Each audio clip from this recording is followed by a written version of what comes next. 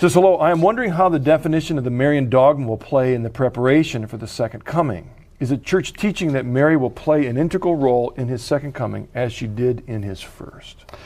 Mary has a very big place to play. In fact, the very first prophecy in the entire Bible talks about Mary. It's Genesis 3:15, at the very first prophecy in Scripture, Genesis 3:15, saying not only the son, not only the woman's son, but the woman would be involved in crushing the head of the serpent. This is the first prophecy in Scripture. Then you go through, for instance, in St. John, when you find Mary at the wedding of Cana,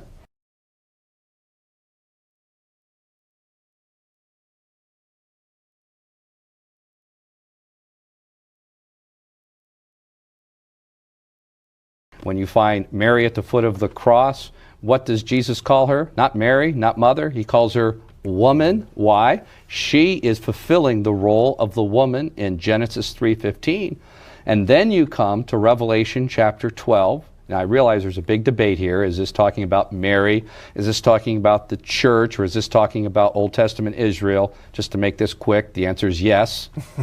Okay, she's an icon of the church. So we can speak of Mary and the church. There doesn't have to be a big debate or dichotomy here. But you see a woman, Genesis 3:15, the woman, clothed with the sun and the moon.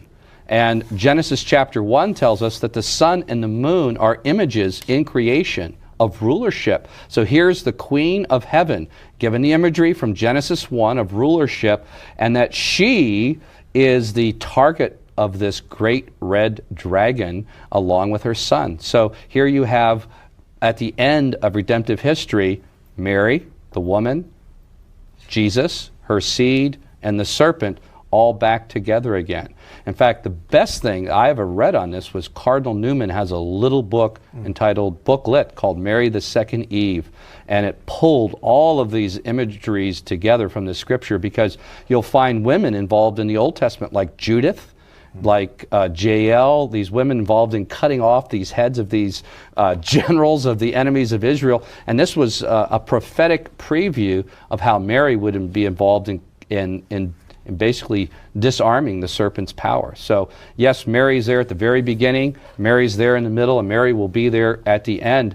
And if you just want something practical to do, if you believe we're living in hard times, just if any day, is pray the rosary.